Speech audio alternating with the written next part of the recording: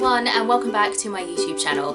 It's been a while. I had to take a little bit of a 2-week break from my channel just because life got very hectic. I'll talk about that a little bit later on in the video, but life keeps going. We soldier on. I'm back, and August is a fresh new chapter in the dystopian novel that is 2020, and we need to make pretty bullet journal spreads to make it better. So if you're up for that, get comfy, grab a cup of tea, and let's get bullet journaling. Okay, so let's get started with my bullet journal setup for August. And my theme for this month is, I don't really have a theme.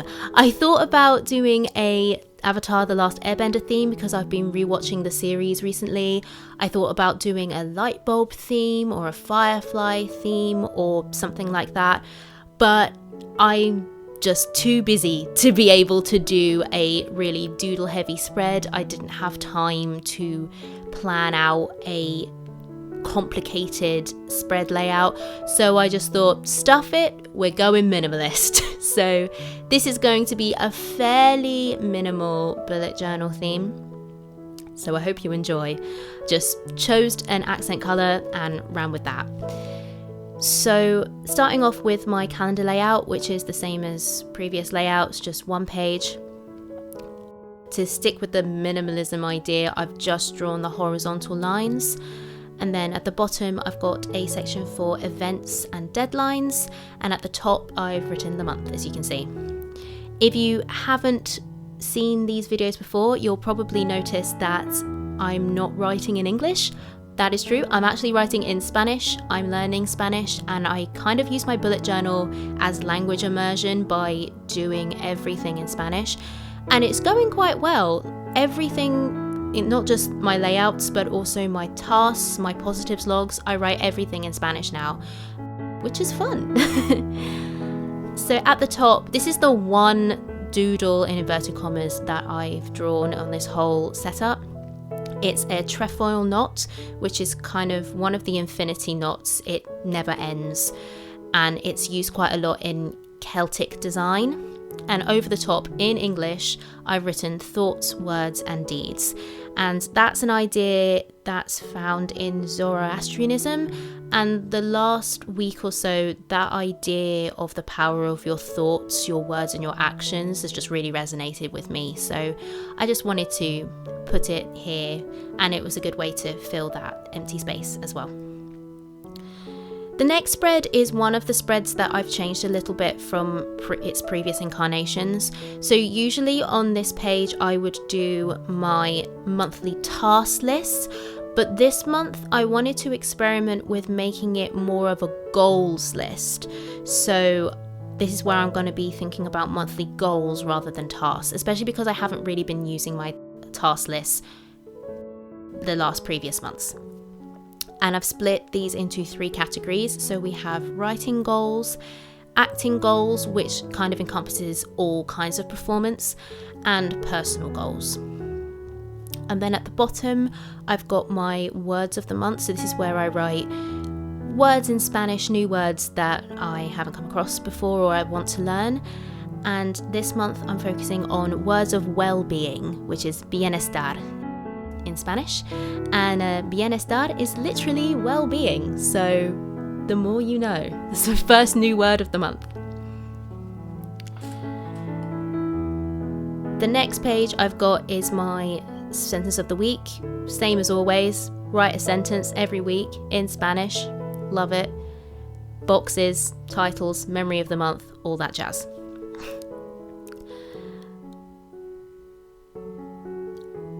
So like I said in the beginning of this video, I have had a little bit of a gap in my upload schedule, and this is for a lot of reasons.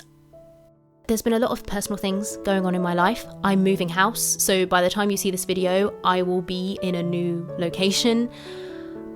With the pandemic going on, that's obviously stressful. I'm looking for work. I'm doing a freelance writing course where I'm learning about how to be a freelance writer and marketing yourself and different techniques and things like that, which is super helpful, and I'm so glad that I was able to do the course. there was a discount code, and I've been on the mailing list for the guys who run it for a while, and I just happened to see that they had a promo code, and I was kind of like jumped on it, and I'm finding it really interesting. But also lots of kind of emotional things as well, you know, not knowing what's going on with theatre in the long term, not working, there being no acting work on the horizon.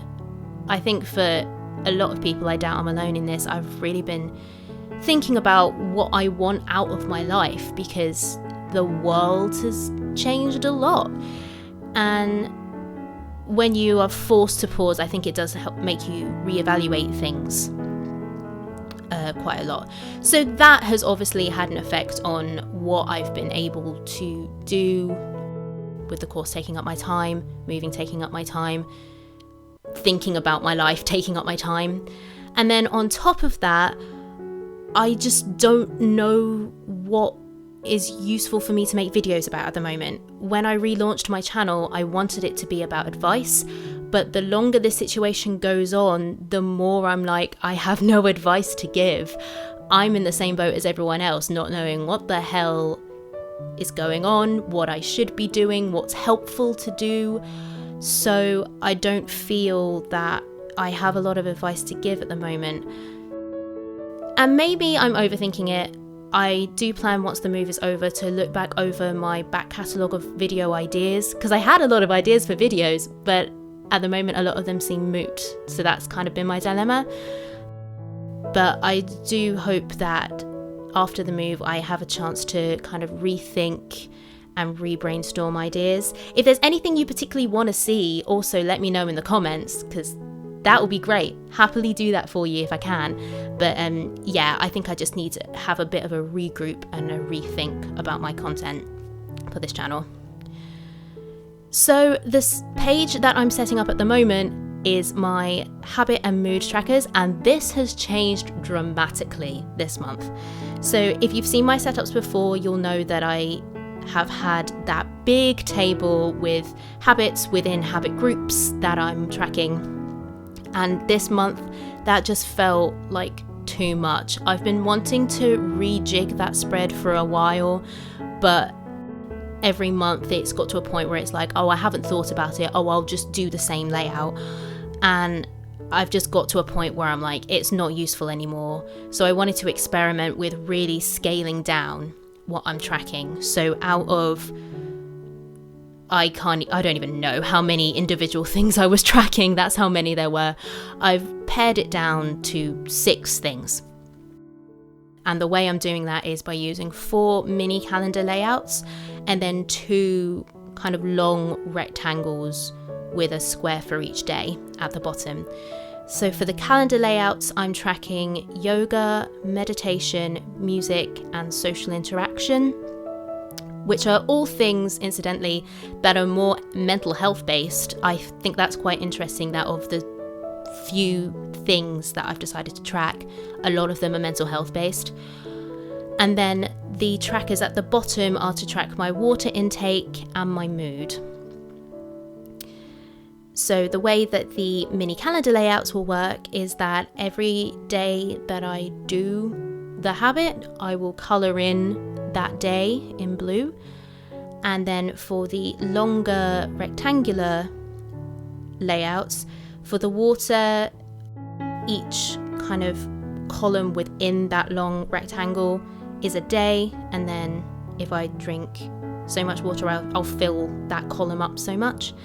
And then for the mood tracker, it's the same as it used to be in that big table, where a dot higher up on that day column means I'm happier, a dot lower down means that I was less happy that day, and then I can create a linear graph by joining the dots.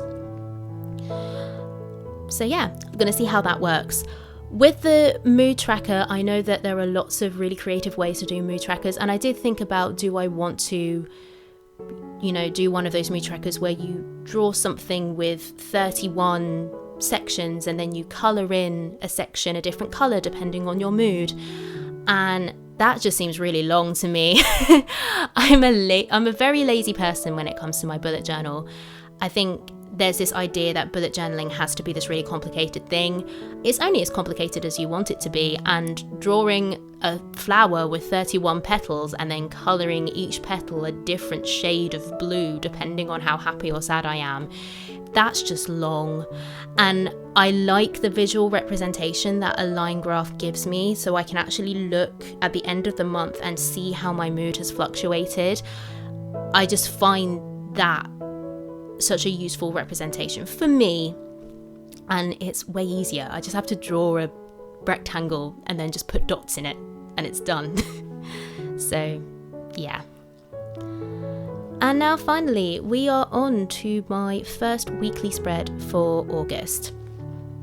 And my weekly log has had a couple of changes since my last video.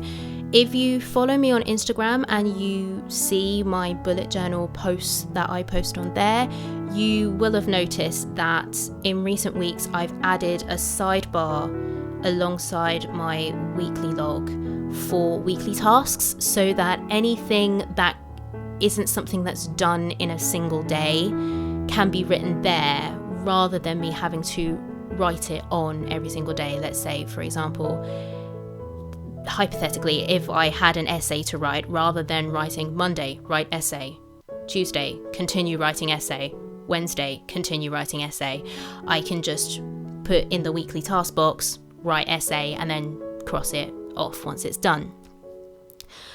In this spread, I also wanted to experiment with adding a goals box underneath the task box. Firstly, because the task box was going all the way down the length of the page and I didn't need that much space. So in terms of kind of using the space efficiently, I think if I use the goals box, that's a more efficient use of space.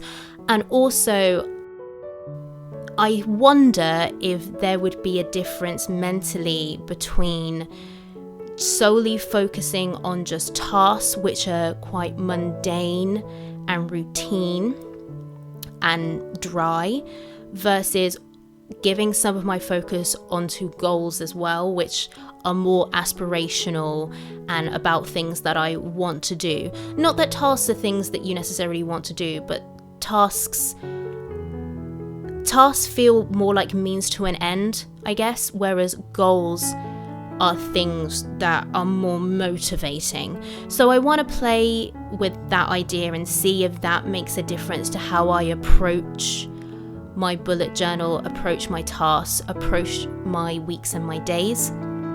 I don't know if I'll use that goals section to think of goals for that week, or if I'll use it as a place to reaffirm my monthly goals, like write my monthly goals in that box so that when I'm looking at my week, I can see it and be like, yeah, no, that's what I'm working towards this month.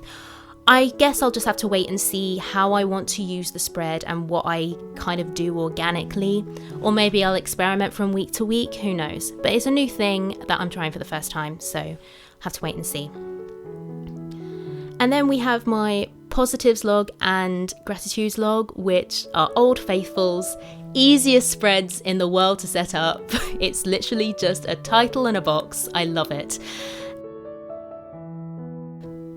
Gratitude is something that I think more and more I'm needing to make time for. It's one of the things I've noticed is that I tend to not forget about gratitude, but like when I'm really busy or there's a lot going on, I tend to have to make myself stop and pause to think about what I'm grateful for. Whereas when I'm feeling very open and present, thinking about what I'm grateful for comes more naturally. So that's just an observation I've made, which I think is something that I need to be mindful of for myself. And then along the side of my weekly log, I had a gap which has been there for a while. So in my Harry Potter theme, I was doing doodles. Last month in my Jamaica theme, I was writing the names of influential and important Jamaicans. And before filming, when I was setting up this spread in pencil, I put the gap there because there was a gap there. And then I got to filming and I was like, oh, I didn't think what I wanted to put in that gap. So I ended up doing this kind of spiral doodle design in blue pen and then going over the thicker blue lines in gold, which I just thought was very calming and very fitting for the spread. So this is my final flip through of my setup for August. I really like the way this turns out. It feels very calming to look at, and I think it will serve me well during next month. So that is my bullet journal setup for August. I ended up making quite a few changes to some long-term bullet journal spreads I've had since the beginning of my bullet journaling journey, but that's the great thing about bullet journals. If your life changes, you can change your journal to match. I love it. Thank you for watching. I hope you enjoyed this video.